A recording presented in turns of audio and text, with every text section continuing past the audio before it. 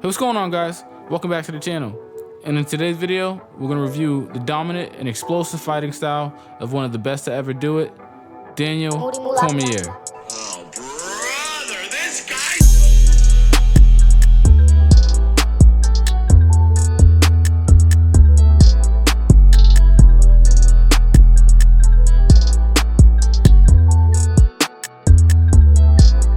Now, Daniel Cormier is a former Olympian, former Strikeforce champ, and a former 2-division UFC champion.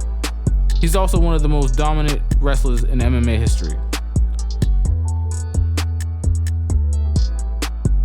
Now to begin, let's check out some of his striking. Now DC has amazing kickboxing that he blends together with his takedowns.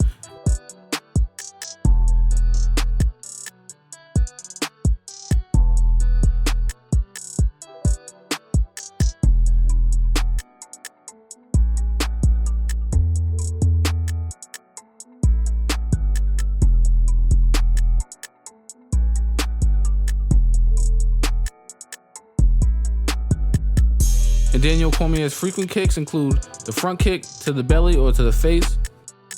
Now Daniel Cormier has beautiful head kicks. And right head kicks.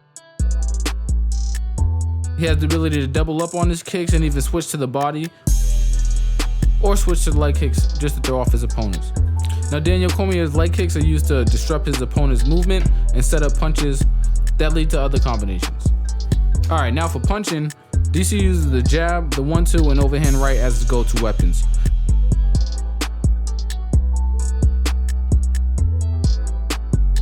He uses level changes to set these punches up and to keep his opponents guessing.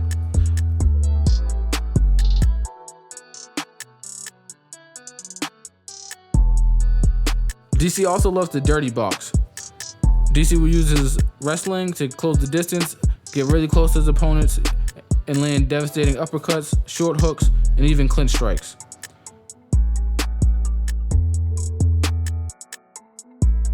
Now the best example I can think of is when DC was able to knock out Stipe Miocic using clinch fighting and dirty boxing.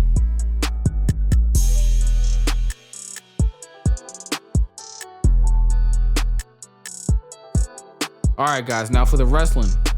At his core, Cormier is a grappling machine. He brought an elite level of control, pressure, and chain wrestling to MMA. DC has wrestling fundamentals that are nearly impossible to counter. DC utilizes principles like base, balance, position, and posture to take advantage of his opponents and dominate them. Now DC will often set up his takedowns with strikes.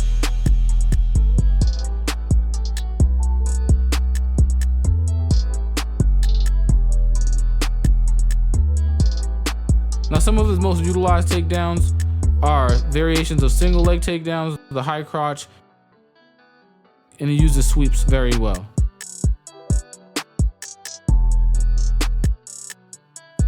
Now for the single leg, DC would throw strikes, then immediately level change to snatch up the leg, and then go for the single leg. But if he's unable to complete the original attempt, then he keeps chaining together different variations of single legs, or he'll complete the takedown with a sweep of some kind.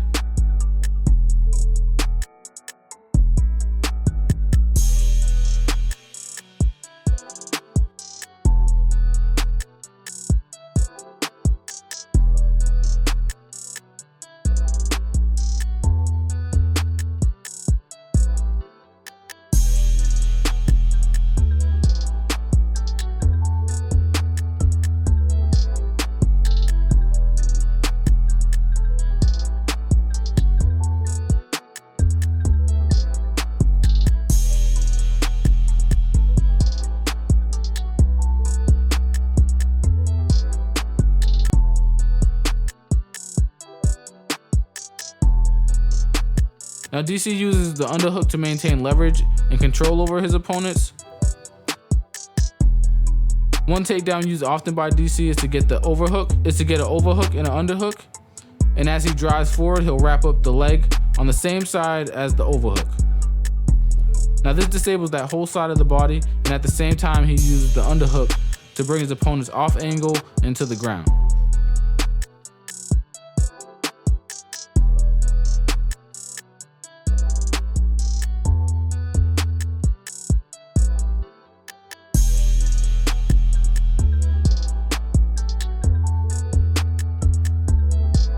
for the high crotch, DC is a high crotch master. Now that sounds crazy, but his technique can work on opponents of all sizes, and it's quite demoralizing to your opponents if you're able to pull it off. I actually found a clip of DC explaining how he does it. Stand right here, I'll show you for people at home. Okay, now first, when Josh and I are fighting, I go to my offense punching. When your hands go up to defend your face, all I'm gonna do is take an inside step, step in between, and snatch a high crotch. Now, notice my position, guys. Butt down, back straight. That's really important. Now, my next move is off of your defense. So if you start to buckle down, I'm gonna run my pike here. Now, boss has buckled down and decided that he's not gonna go to his back. From here, I take a big step, and as I take a big step, my right hand goes deep in his crotch. From here, another big step, I pop my hips, put him in the air, or look across his back and start to run. All right, now the ground game. Now once DC has his opponents on the ground, he makes that a very miserable experience for them. And he maintains relentless pressure. He'll use hips on hips to cut off his opponent's movement and land punches from different positions. And as his opponents try to escape, he anticipates their movement and transitions to a dominant position before they know it.